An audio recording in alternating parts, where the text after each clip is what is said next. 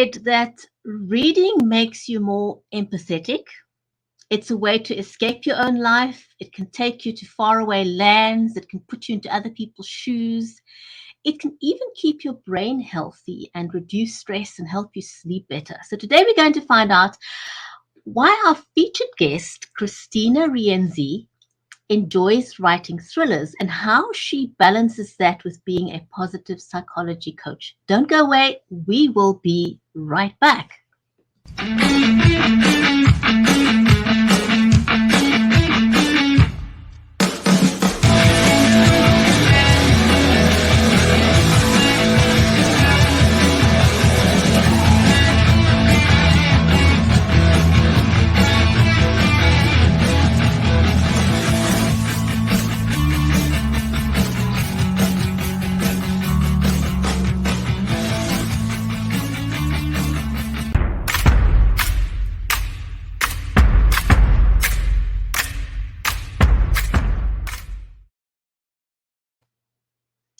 If you have just joined us, welcome to the Writer's Corner live show.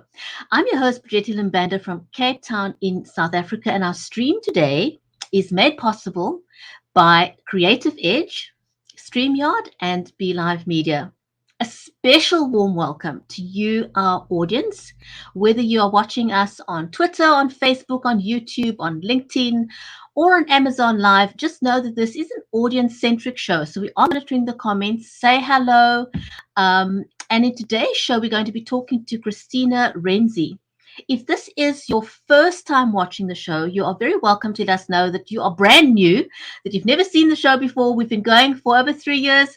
But if you've never seen the show before, let us know. And we'd be very, very happy to give you a shout out to welcome you to the show, whether you're watching live on the replay. It really doesn't matter. We appreciate you as being a member of our audience. But first, before we introduce our amazing guest for today, I do want to introduce and say hello to my friend and co-host, Mary Elizabeth Jackson. Mary is a special needs and disabilities advocate and also an award-winning author of the Poolicious children's book series, as well as the anthologies, The Entrepreneurs and Invisible No More, Invincible Forevermore. And both these anthologies are stories of people who have shown amazing resilience. So if you're one of those people not sure about yourself, about the entrepreneurial journey, or if you're feeling invisible for any reason, then these are two books that you would like to go and have a look at. Also very interesting to know about these two anthologies. All the proceeds of these two books go to carefully chosen charity organizations. So if you want to support these nonprofits, then go and have a look at these books. So with that, a warm welcome to my friend and co-host, Mary Elizabeth Jackson. Mary, welcome to the show. Hi, how are you? So exciting today with our author and with those books that we participated in, and they really are great and inspiring. And don't we need inspiration right now so much in our world? And it's not just one pocket. That's what keeps I don't know, it blows my mind sometimes just how it's everywhere, that we are all looking for that, uplifting, positive mindset to just keep us going, right? Absolutely. Very, very. And before we introduce Kristina, if you're watching the show over on Amazon Live, you will notice that I've put in some of the equipment, because oftentimes people ask me, what do you use for a live stream? It doesn't just happen by accident. So what is it that you use to produce your live stream? So I use the Samsung C01U USB studio condenser microphone. So I've added that in the carousel if you want to check that out. And of course, don't forget that our featured book for today is also in the carousel. And what I've also done to add to the carousel is I live with chronic back and neck pain. So for me, there's nothing more important than sitting on a chair that supports your spine, because you want to be comfortable while you're live streaming, right? So we're not doing this the whole time, right? fact, you don't want to do that. So there's some recommendations that I put in the carousel as well for chairs. Which microphone do you use, Mary? I've never actually asked you. Oh my goodness. You know what? I I can't even remember because the name is not on here. I've You had got it it from, for so I long. know you got it from Amazon. Yeah, I can hold it up. It's one of these little guys. Look, it's cute. It's not one of those that hangs over like a lot of people that we know that do shows. And those are fantastic because this one doesn't come with the apparatus or anything to help your voice make it sound deeper, richer, or anything like that. But this microphone is amazing. And I've got it, I use my Surface Pro with a monitor, and I have an external camera, and all of it is hooked into an apparatus that comes out of my Surface Pro. So everything hooks in because there's no ports on the side of these Surface Pros to plug in. So, but it all works together. So I'm glad that you mentioned that. It's just also shows that you don't have to go into a huge expense to enter the world of live streaming. You Right. can start with very, very basic equipment, but very importantly, you do want to invest in an external microphone. Remember, we talked about that in the beginning, I can't even remember however long ago that was, because people will tune out if they can't hear you properly. So you want to invest in an external microphone of sorts Yes. if this is something that you're going to be doing. So I'm excited to introduce our author for today, Kristina Rienzi. She's lived her entire life with drive and passion, she says. She's dedicated her life's work through psychology, coaching, leadership, and writing. And she loves to inspire and empower others. Our kind of girl. Absolutely, absolutely. So she balances that with being a Jersey Shore based thriller and self help author. I want to ask her about that. Um, she's a professional certified coach and also the former president of the Sisters in Crime Central Jersey. Sounds so cool, right? Absolutely. She says when she's not writing or drinking wine, she's spoiling her baby girl. Do we understand that completely? Abs- Absolutely.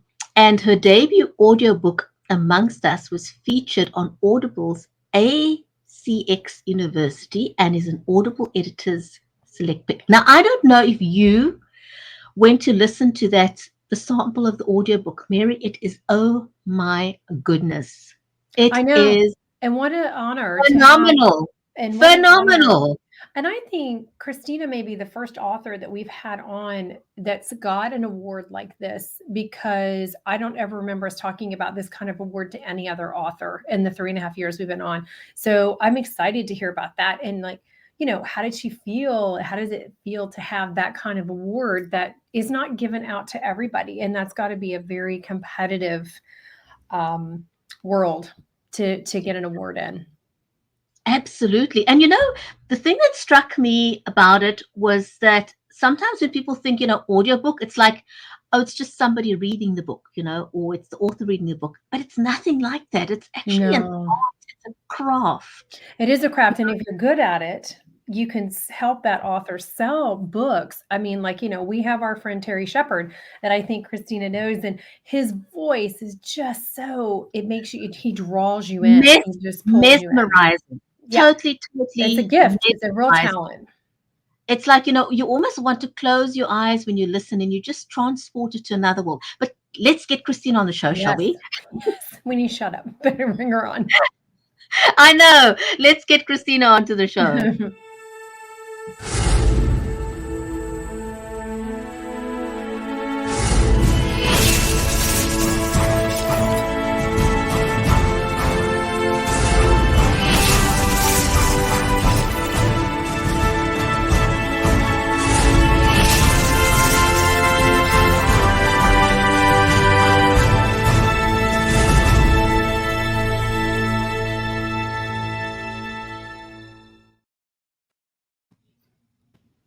Hi, Kristina, guys. welcome to the show.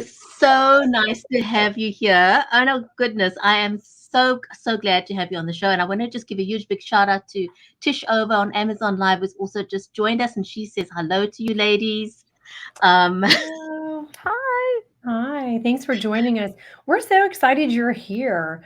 And did your intro make you feel really special? Oh my gosh. I was like shaking. I'm like, this is so great. I felt so good. I was so excited to be here. The energy that you ladies put out is amazing and I could feel it. And I'm all about energy. So this was great. I feel good to be here. Thank you so Oh, much. thank you. Yeah, we got a little carried away, but there's just so much to talk about, and we're so excited to have you here. And I love the diversity of things that you're doing. But it's so interesting when you have that diversity in your career, then it all seems to come together, and it kind of everything supports one another is what I really believe. So, I think that's awesome. And we're definitely excited to have you here. And I know both of us we have questions that we want to ask you. So we just should dive right in, right, Brigetti? oh yes, absolutely. So I want to find out from you. I'm always intrigued when we have female authors who write thrillers. So, like, what is it about thrillers that attracted you to want to choose that genre? That's a great question. And it does connect a lot with my coaching and leadership and all the psychology stuff. So I've always had an interest in psychology. I mean, I got my master's in it, right? I want to learn about the human mind, the human behavior, and I also like to understand just why people do the things they do, good and bad, right? And so thrillers for me have always been an area where I've loved watching thriller movies, I've read thriller books, mysteries, crime drama, all of that stuff. And for me, it's about the heart pound, right? It's about pushing through a fear and coming out the other side. And so for me as an author, writing that, it gives me that same kind of rush, that thrill of the chase of the cat and mouse chase and stopping the bad guy, because that's what a thriller is all about. It's about stopping a bad thing from happening. And it was about that in emotional sense because writing a story is emotion. It's all about an engine for your emotions and having the reader feel that on the other side, you're connected in so many ways, but also about getting to some triumph over those obstacles in the end, to facing your fears and overcoming them in some way. And even though it's through writing for me and reading for the reader, there is an emotional roller coaster you go on. And hopefully at the end, you come out the other side a little bit braver, a little bit stronger, a little bit more triumphant. And I hope and pray that that carries you through life as well. And so my stories, I feel like, are the way of entertaining, that we will do that through entertaining. But I also think there's a piece of us that grows a little bit with each book. Hmm. Interesting. So, do you think that your Yeah. training as a psychologist, um, gave you a bit of an edge in terms of your, uh, um, you know, Well, your the experience psychological background, yes, of psychological? Yeah. your, yeah, obviously it would have given you, right? Maybe a different, unless instead of somebody who doesn't have that background, they're going to write it totally different than you did. Yeah, so I've always been driven by understanding the human mind and behavior. And so it's always been a part of who I am. And I think learning about how your brain works, how behavior works, and also doing my master's degree, my master's was in counseling psychology. So that helped me to understand how people overcome things, right? And how we can move somebody from dysfunction to function. And coaching is all about moving you from function to optimal. So that behavior, yes, I dive into my characters with psychology in mind. When I'm in the bad guy or the main character, or any of the characters, I really try to understand them psychologically and behaviorally so that I can have them come alive. And especially with Among Us, the book that you guys were talking about, and the audio, and we can go into audio and all that because it's so interesting. But in order for it to be heard well as a story, not just read well, the characters absolutely must come alive and the action must be so real that you can almost see it. And when you have an actor, which these audiobook narrators are actor playing the part out, you're only hearing it, but they're playing it out, right? In every sense of the word. it makes everything about that character real. And so it was very important for me to use psychology to build my characters and to add those elements to the story. And what made you decide to choose that title? Because, there's a very, very popular game called Among Us. And so that, I wonder how much that all, like, oh, I've heard that before, you know what I mean? And will draw people to it. That's so funny. I didn't know that. I'm learning this for the first time today. For me, you have to go check it out. Oh my gosh, now I'm going to check it out. My titles of my books are they're instinctual. Like they come to me and I know that's right. And obviously I'm writing the book and making sure. But for me, it was about the crux of the story is about truth versus lies, right? What we want to share versus what we want to hold back, what we know, what we don't know. There's a very kind of a dualism going on in my book and as in many books in my theme. And so for me, it was Among Us wasn't just about like who is among us, meaning do we have it's a government conspiracy theory book, and it does touch upon extraterrestrials and things of that nature and government secrets, classified documents, and things of that nature. So it was like, who among us can we trust? Who among us, what among us is real? Are there, and to be blunt, extraterrestrials among us? Like what is our life like in truth versus what we perceive to be living?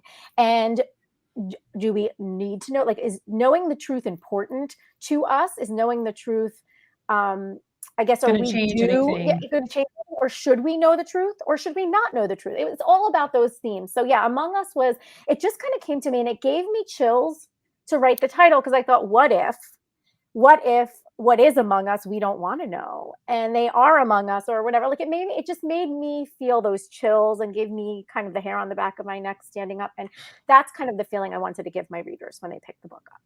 Are you a Stranger Things fan? I am. I have a feeling. I am. I love that show. I love it. Anything that makes you question what could be or what is. I very much live my life open to the possibilities of anything, because I feel like no matter how much I study or what I learn, I don't know it all. I never will know it all. I don't think any of us will ever know it all.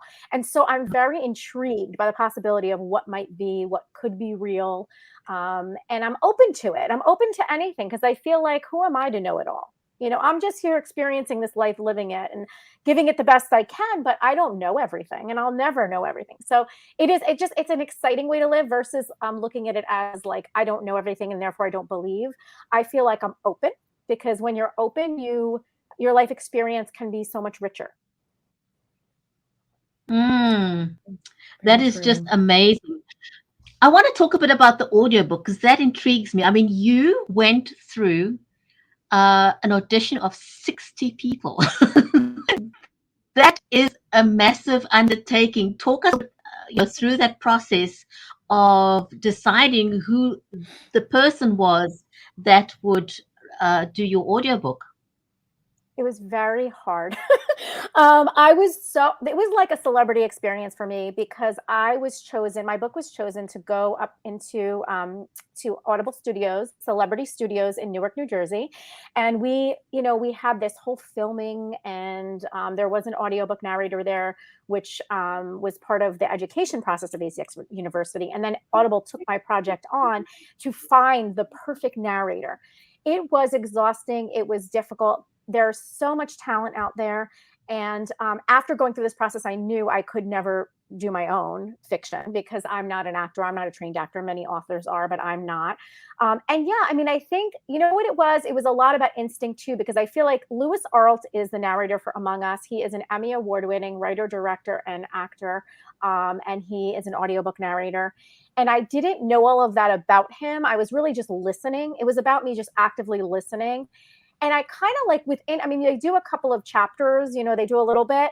I knew when I heard his voice, it was like immediate. I just knew. And I wasn't sure, did I want a male voice? Did I want a female voice? Because I have my main character is female, but I have a lot of male characters. And so I wasn't really tied to either. I thought, like, whoever does the job the way that I want it done, the best for my book.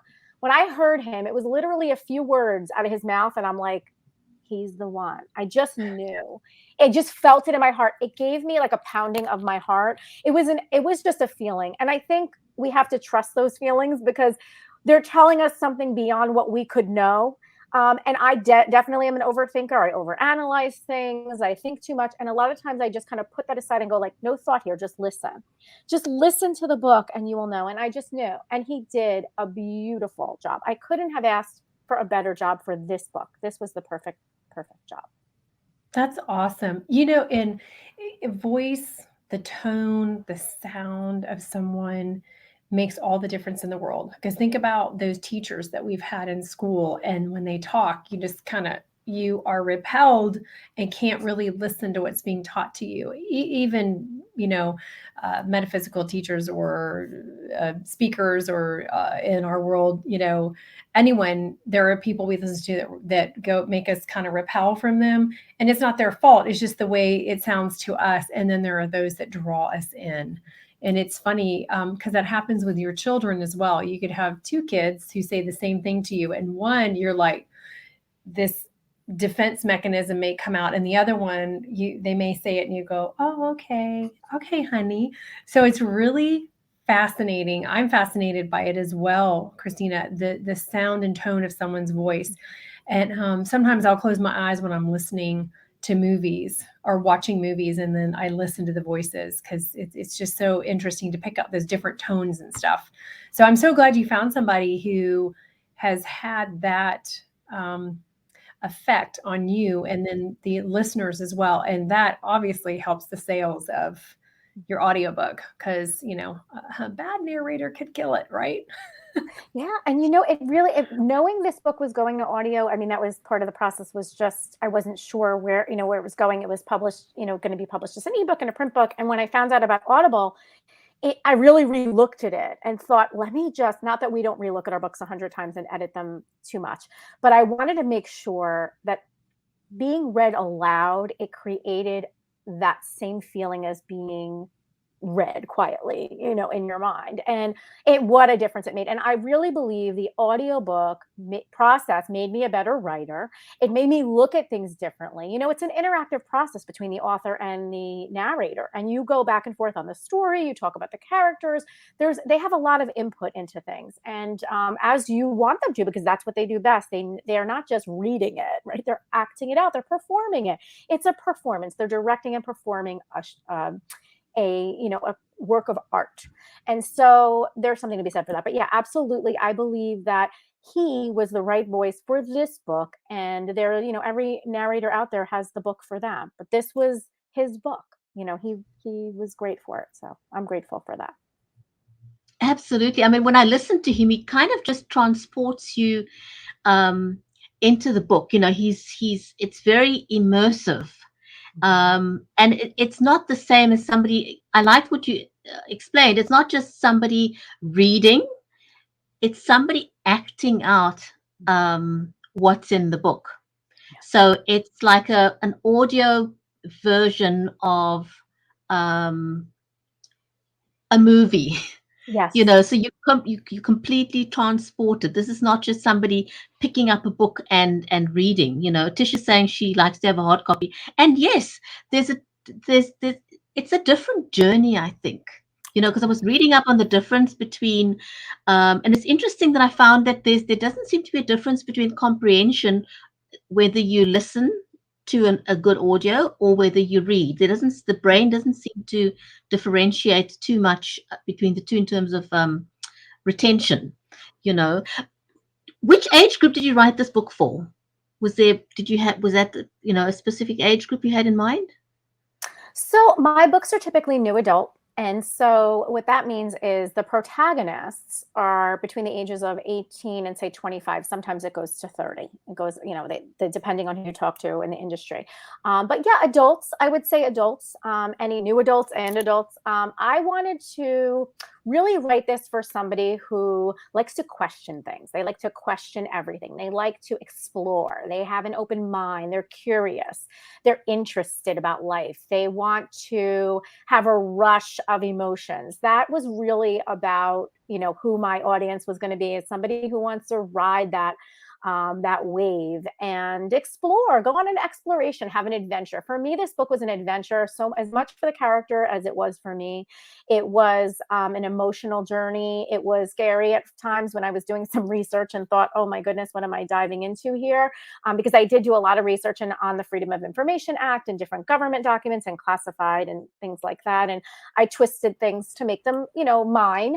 And of course, all fiction, but it made me open my mind enough to scare me a little. And I thought, this is it. This is what I want to do. I want to have people just get have an emotional experience from this. And absolutely the audiobook does that as well. I think reading it absolutely too, because you in your mind, you are hearing them the way you want to hear them. And in an audiobook, you're hearing it how it's being said, right? So some people don't like that. But for me, it becomes alive. And I felt so empowered, which is what I try to do for others, when I felt my characters come to life, someone else reading it, and reading it well, and the tone and everything about it just set the stage for this story. And I felt like it was a new moment for me as an author. It wasn't just writing a book anymore. It was bringing these characters to life in such an amazing way. That is so awesome. I mean, I know that the whole birthing process as a writer can be extraneous, can be emotionally exhausting, can be overwhelming. It take over your life almost, And so when things finally come to life, it is truly like you have given birth. I think it's probably the closest thing that a man can come to without all the physical labor and exhaustion of the joy, right? The joy, right?